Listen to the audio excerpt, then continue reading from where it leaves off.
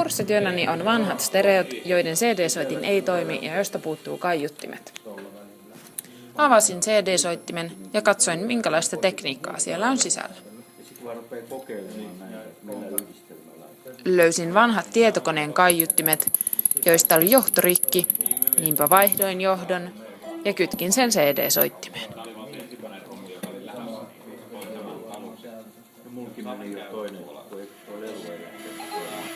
Kaiutin toimi aivan kuten pitikin.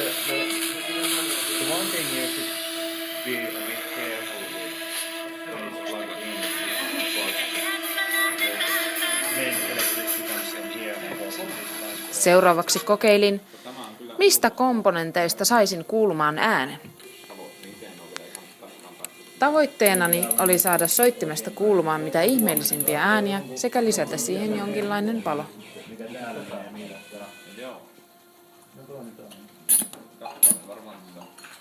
Sitä voi tehdä niinkin, että tämän siinä oli tämän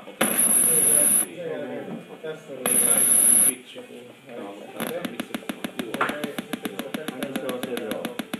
sen voisi kollata suoraan kiinni. Löysin komponenteista hyviä äänilähteitä ja juotin niihin kohtaan johdot kiinni. Irrottaa nämä kaikki koko riviä. Sitten on vähän kompaktimpi. Halusin koittaa, voisiko ääniä ohjata peliohjaimen kautta.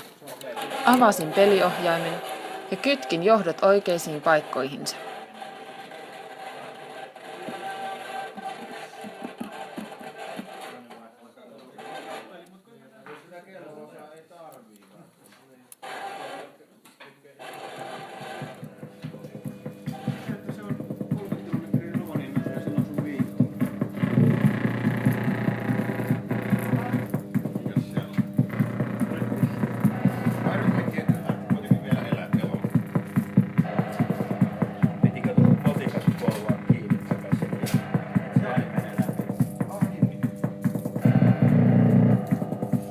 Halusin liittää ohjaimeeni myös valon, mutta ongelmaksi muodostui, että valoa ei pystynyt säätämään, vaan se vilkkui koko ajan. Peliohjaimen kautta oli todella hankala kontrolloida ääniä halutunlaisesti, joten jouduin hylkäämään sen vaihtoehdon. Lisäksi valo tarvisi virtaa, joka täytyisi ottaa CD-soittimen omasta virtapiuhasta, joka olisi melko hankalaa. Päätin kokeilla, toimisiko äänenohjaus niin, että rakentaisin äänille omat nappinsa. Kytkin napin CD-soittimen äänenvoimakkuusnappiin, josta se toimi loistavasti.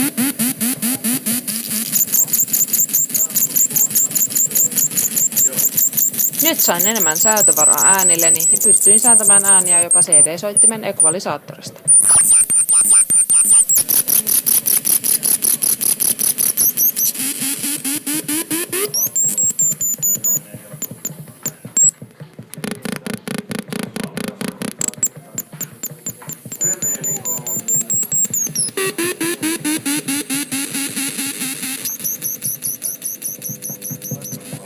Porasin CD-soittimeen kanteen 2 reikää, johon kytkin 2 nappia kiinni. Sekä näistä napeista että CD-soittimen omista säätönapeista aion säädellä äänen voimakkuutta ja erilaista äänen tasoa.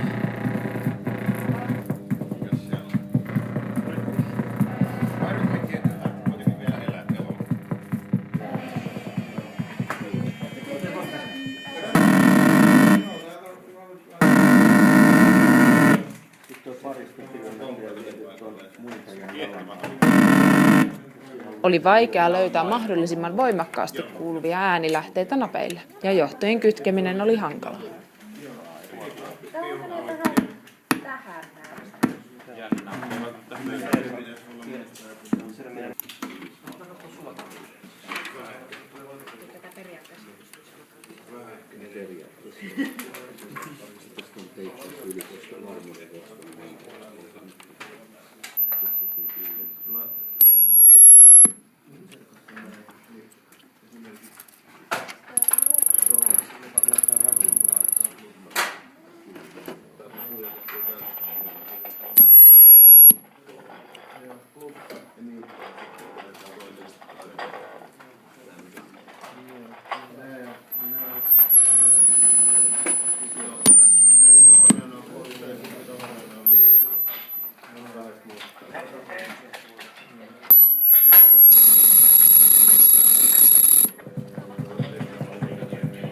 Jotta saisin valon ja äänen toimimaan oikein, minun täytyi rakentaa oskillaattori, josta pystyisin nappien kautta ohjaamaan näitä.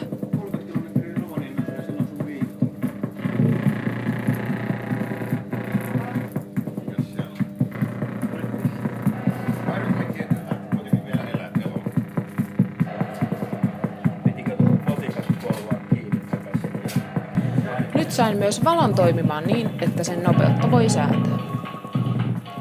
Valo käyttää kasettisoittimen moottorista tulevaa virtaa.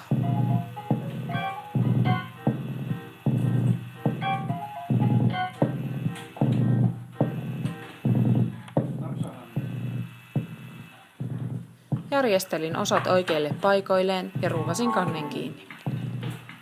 Soittimen ulkonäkö ei juurikaan muuttunut lukuun ottamatta muutamaa nappia sekä valoa, jotka kytkin CD-soittimen päälle sekä etupaneeliin. Lisäksi soitin sai uuden kaiuttimen. Koska valo ottaa nyt virtansa kasettisoittimen moottorista, se vaikuttaa myös kasettisoittimen soitin nopeuteen.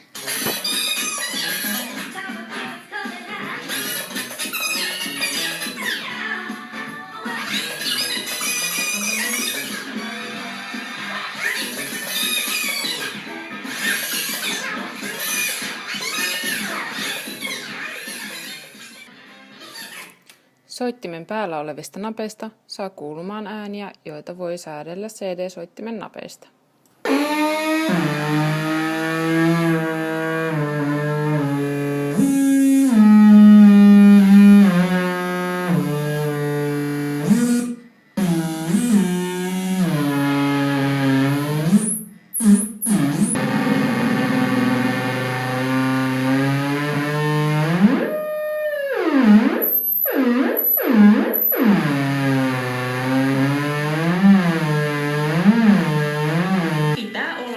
Soittimen radio toimii edelleen moitteettomasti ja tässä